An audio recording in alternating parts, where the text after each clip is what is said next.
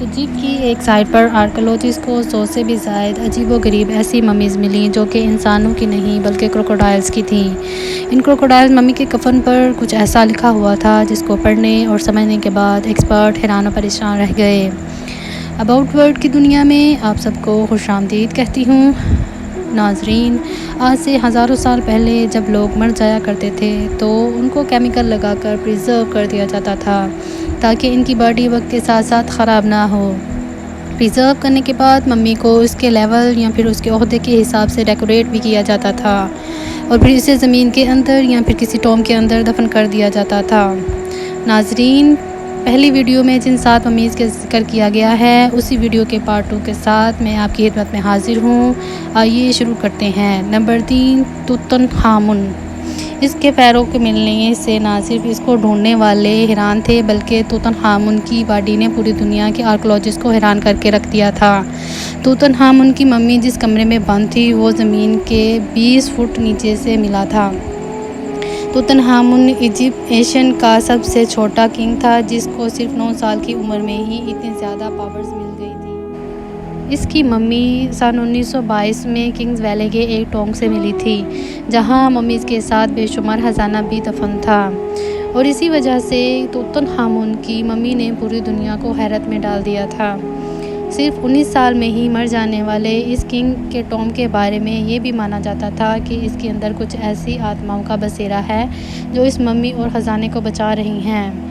Lord کارنوور وہ شخص تھا جس نے توتن خامن کے ٹوم کو ڈھونڈنے میں فنڈنگ دی تھی۔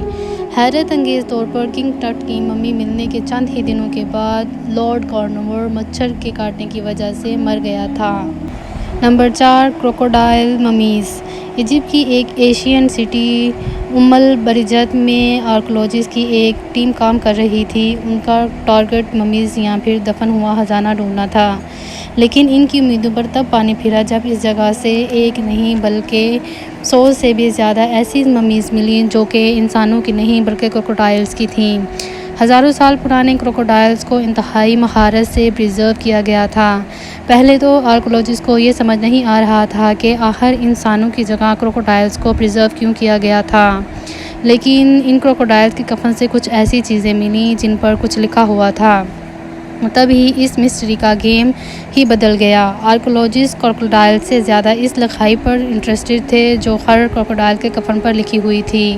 آخر ہزاروں سال پہلے اینشینٹ ایجپشین کا ان کروکوڈائل سے کیا تعلق تھا اور ان کو اتنی عزت سے کیوں پریزرو کیا گیا تھا؟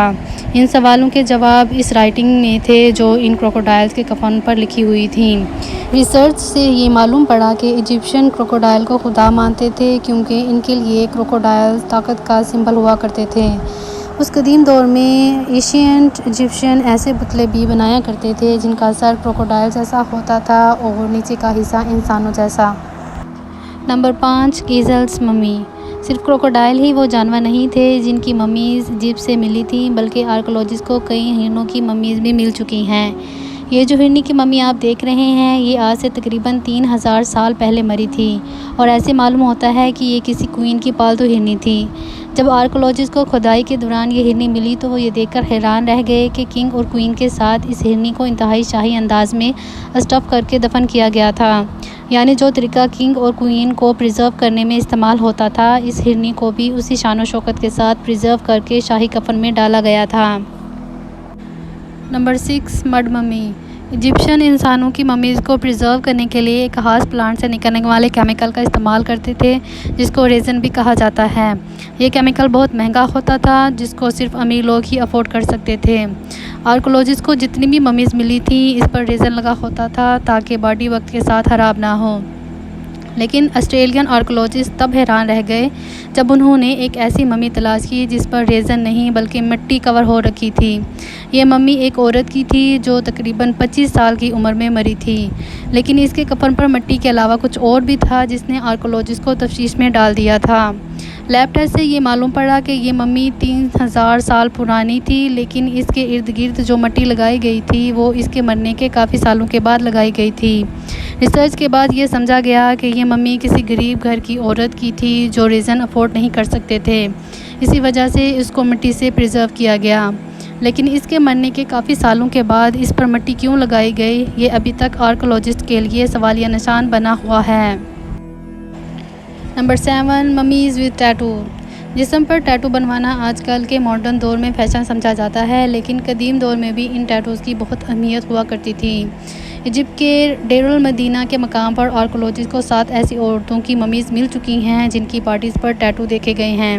ایک ممی کی باڈی پر تو 30 سے بھی زیادہ ٹیٹوز دیکھے گئے ہیں۔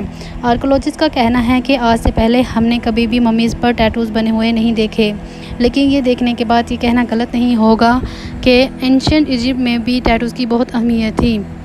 اینشینٹ ایجپشین جو اپنے ہر ٹوم کو ڈیکوریٹ کرنے کے ماسٹر تھے۔ کنگز ویلی سے لے کر گیزا پیرامڈ کے اندر چھتوں تک ہر جگہ میں ہمیں صرف ڈیکوریشن ہی نظر آتی ہے۔ ہو سکتا ہے یہ 7 ممیز جن کے جسم پر ٹیٹو بنے تھے اس دور میں وال آرٹسٹ ہوں اور ان کا کنگز ویلی کے چیمبر کو سجانے میں اہم کردار رہا ہو۔ امید کرتی ہوں اباؤٹ ورلڈ کی یہ ویڈیو آپ لوگ ضرور پسند کریں گے۔ ویڈیو کو دیکھنے کے بعد اپنی رائے کا اظہار ضرور کریں اور میرے چینل کو ضرور سبسکرائب کریں۔ ملتے ہیں ایک نئی ویڈیو کے ساتھ، تب تک کے لیے اللہ حافظ۔